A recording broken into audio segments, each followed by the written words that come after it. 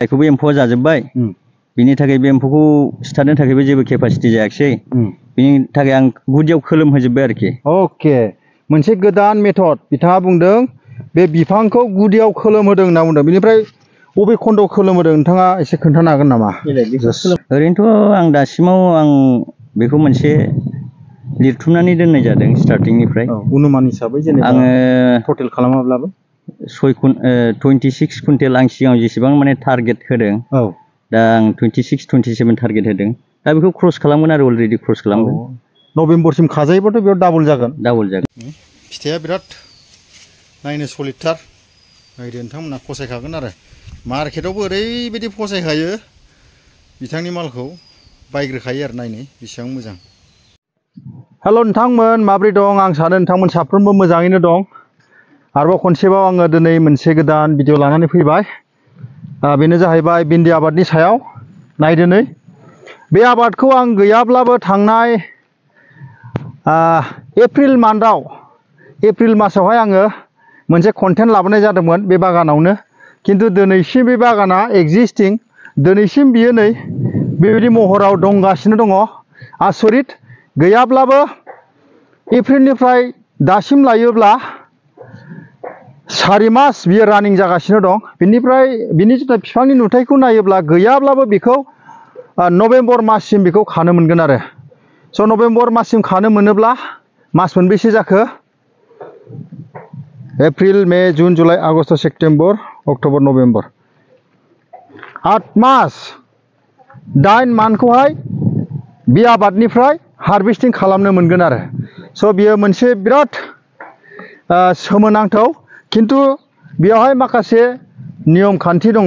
मोनसे मेथडनि गेजेरजों बिथाङा मावनायखाय, मोनसे गोदान आइडियाजों बिथाङा मावनायखाय बेबायदि दिखांनो हादों। खिन्थु नोंथाङा बे आइडियाखौ मिथियाबा नोंथाङा बिनिफ्राय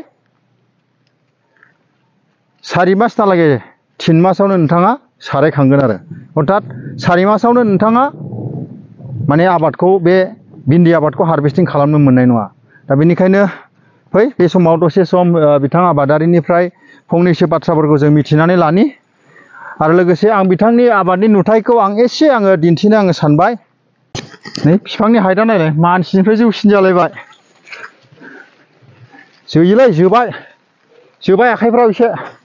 नै मानसिनिफ्राय जौसिन जाबाय। सेस खलम होजोबनाय दै बियो।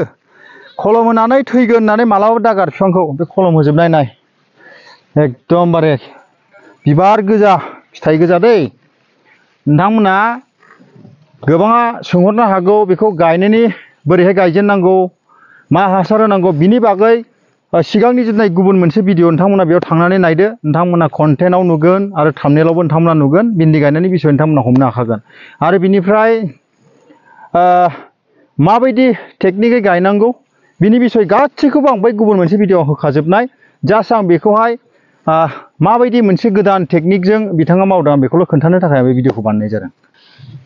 दा बे समाव फै बिथां आबादारिजों फंनैसो खोथा जोङो सावरायलायगोन। नै एकदमबारे बिराद बरिया। नायनो फिथाइफ्रा बिराद गिदिर गिदिर आरो बिबारफ्रा नै फांफ्रोमबो बिफाङाव बिबार नुगोन। बिथां आबादारिया बेनो, मालाय नङा। बिथाङा आंनिनो काजिन ब्रादार जायो। दा बिथांखौ बे समावहाय खुलुमबाय, नमस्कार। दा बे समाव जास्ट गावनि गोसो सिंनि एक्सप्रेसनखौहाय बे आबादखौ गायनानै माबायदि मोनदों, बिनिफ्राय माबायदि मुलाम्फा बिथाङा बिनिफ्राय बोखांनो हाखो, बिनिफ्राय गोसोआव माबायदि गोजोननाय मोनदों, मा एक्सपिरियेन्स मोनदों, बेखौल' जास्ट फंनैसो बुंनो थाखाय बिथांखौ आं खावलायबाय। बे समाव आङो बे आबादखौ मावनायनि गेजेरजों माबायदि फिल खालामनो हादों, दा बे आबादनि सोमोन्दै नेक्स्ट बार बेयाव जानो हागौ दिनै बिथाङा बे आबादनि सायाव मोनसे नोजोर बोदों। आरो नोजोर बोनानै नुनो मोनदों जाहैबाय सिगांहाय जिथु बिफाङा गोजौ गोजौ जाबायमोन ना, ओमफ्राय दा आं बेखौ मा खालामखो, मोनहालाबो बेराफारसे बिलाइखौबो एम्फौआ जाजोब्बाय। बिनि थाखाय बे एम्फौखौ सिथारनो थाखायबो जेबो केपासिटि जायाखिसै। बिनि थाखाय आं गुदियाव खोलोमहोजोब्बाय आरोखि। अके, मोनसे गोदान मेथड बिथाङा बुंदों बे बिफांखौ गुदियाव खोलोमहोदों होनना बुंदों। बिनिफ्राय बबे खन्दआव खोलोमहोदों नोंथाङा एसे खोन्थानो हागोन नामा? खोलोमहोनाय। अके, ओरै दिन्थि।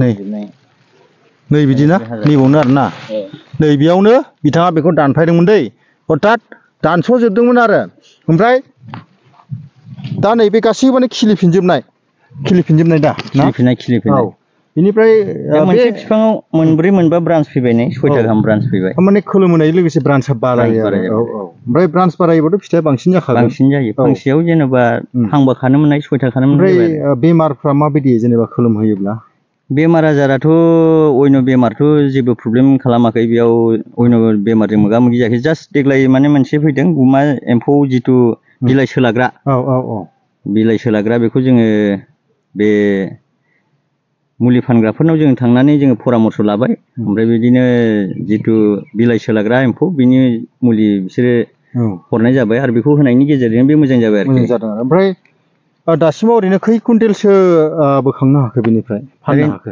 ओरैनोथ' आं दासिमाव आं बेखौ मोनसे लिरथुमनानै दोननाय जादों स्टार्टिंनिफ्राय अनुमान हिसाबै जेनेबा आङो टटेल खालामाब्लाबो 26 कुइन्टेल आं सिगाङाव जेसेबां माने टारगेट होदों दा आं 26-27 टारगेट होदों दा बेखौ क्रस खालामगोन आरो अलरेडि क्रस खालामगोन नभेम्बरसिम खाजायोबाथ' बेयाव डाबल जागोन डेफिनेटलि बिनिफ्राय जिथुनाखि आबादनि नुथाय नोंथांनि बेथ' नभेम्बरसिमा खाथांखासै बेथ' थांनांगौ होननानै आंबो एसे बेखौ सानदों जास्ट एसे एनै हासार होब्लानो बे जाखासिगोन आरो दा आङो हासार होनो मोनाखै ओमफ्राय नै दा आंहा बेखौ फोसाबनांगौबो दा ओमफ्राय समानो मेकआप जाया ओमफ्राय फुंनि 5टानिफ्राय खायोबा आङो माने 11-12टासिम जायो आरो हास्लाबा ओमफ्राय हाजिराफोर होआखै नामा ओरैनोथ' हाजिराफोर दा बिहिन्दि बारियाव हाजिराफ्रा एसे जोयो होननाबो सोरबा कमप्लेन खालामो आरो सोरबा एलार्जि गोनांफ्रा प्रब्लेम खालामो आरो ओंखायनो बेसे मालायनि आथिं हमबाय थानो दा बेनिखायनो माने बेखौ हाजिरा मोननाय जायाखै आरोखि प्रफिटआथ' दङ जाहैबाय खिन्थु एसे खस्थ' दं खिन्थु प्रफिटआ दं होननानै जों बुंनो हायो आरो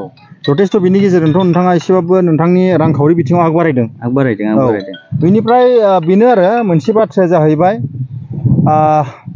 जिथुनाखि जे भिन्दि बेयावहाय बेमारा जोबोद खम जायो आरोखि बेनिफ्राय एम्फौ एनला एसे एनै जायो दा बेयावबो बिथांनिफ्राय जोङो सोंनानै लानि माबायदि बिथाङा मेनटेनेन्स खालामदों मुलि आजारावहाय माबायदि बाहायदों मेडिसिनफोरखौ ओरैनो माबायदि बाहायनाय जादों मेडिसिनाथ' फ्राय बेबायदि बाहायनाया एम्फौनि थाखाय बे सोलानायनि थाखायल'सो प्रब्लेम जादों नालाय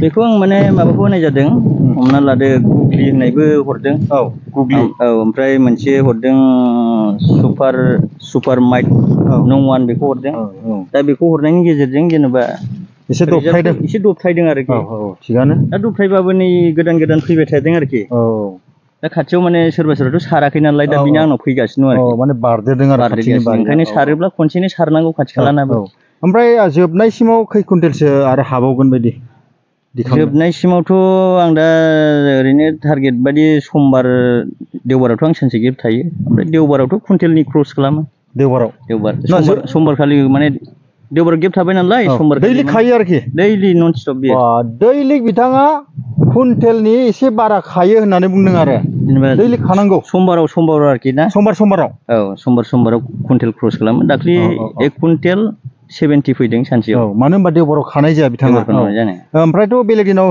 दैलि खानाय जायो कन्टिनिउ खायो मैयाबो 85 केजि खानाय बेनिफ्राय जेनाखि फिथाइनि सेब आं नायदों जथेस्थ' मोजां आरो बेबायदि आङो फिथाइनि सेबखौ आं नुफेराखै ओरैबायदि माने हेल्थि फिथाइ नोंथाङा नुबानो माने फसायखागोन आरोखि खिन्थु फ्राय बिथाङा बहुद माने खम बिबांनि मुलिखौ बेयाव बाहायनाय जादों होननानै बुंदों आरो बेनिफ्राय बिबारफोरनिथ' जेबो सारनांगौ गैया बिबारफोरनिथ' प्रयोजन गैया आरोना माने अखा हायाब्लानो अट'मेटिक बे बारबाय थाखायो आरोखि बिनिफ्राय जोबनायसिमाव बेसेबांसो आसा खालामदों खै कुइन्टेलसो फैगोन टटेल ओरैनोथ' प्रत्येक सप्तायावनो 3 कुइन्टेल क्रस खालामगासिनो दं प्रत्येक सप्तायाव 3 कुइन्टेल क्रस खालामदों आरो 4 कुइन्टेल सिंहाला 4 कुइन्टेलसो होमबा मथा मथि नभेम्बरसिमावथ' बिदिबा 50सोखौ आसा खालामनो हायो बारबावगोनसो हाफ्रामनो हायो बेखौ 50 कुइन्टेलखौ जास्ट एक्सपेक्टेड आरोखि बियो आसा खालामदों दा बिनिफ्राय जास्ट फंनैसो आंनि भिउवार्सफोरखौ नोंथाङा बे आबादनि बिसय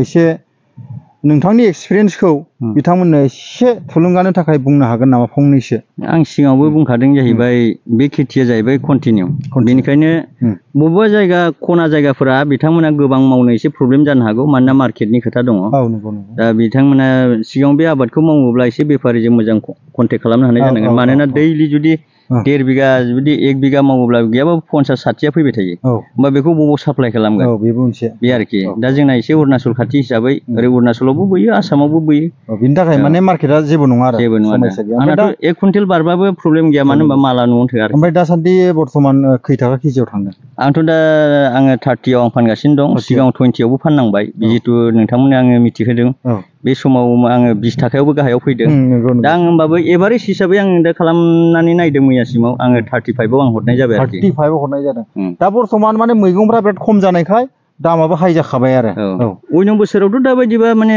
50-60 थांनांगौमोन आरो देग्लाय अखा खमखाय एसे बेबायदि माने गाहायाव फैनाय जादों अब्लाबो लस गैया होननानै आं सानो मानो होनबा बाव बारा मुलिनि प्रयोजन गैया ओमफ्राय नोंथाङा बेयाव गुबुन बारिफ्राव जों नुयो फिथाइफ्रा माने मोनलाबायनानै थायो रानलाबायनानै थायो खिन्थु नोंथांनाव थाइसेबो बिदि बेखार फिथाइफोरखौ नुवाखै आरो जाहोना मा बेखौ दोनैनि जाहोना बेखौ दोनैनि जाहोन आरो बेखौ दोनोब्ला माने फिथाइया खम जायो आरो बेजों आं दाख्लै सिगाङावबो होनदों बिफाङाव जुदि थाइथामसो फिथाइ थायोब्ला हमना लादो नैबाव एग्जाम्पल हिसाबै नैबेखौ नाय दा बेयाव गुदिनि दालायमोन बियो बेयाव गोरा फिथाइया थाइनै थानाय लोगो लोगो बेयाव बिजौआ जोबथाहैदों बिबार लायाखै दा बेबो एखे सेम आरोखि बेबायदि दा बेनिखायनो जोङो खेंख्राबाबो खेंख्रिबाबो खानानै गारलांनांगौ आरोखि नांगौबा खानानै गार खिन्थु खाथारनांगौ आरो हामबायसै बे समावहाय नोंथाङा माखासे गोनांथार बिसयखौ जोंनो मिथिहोनायनि थाखाय स' थेंक इउ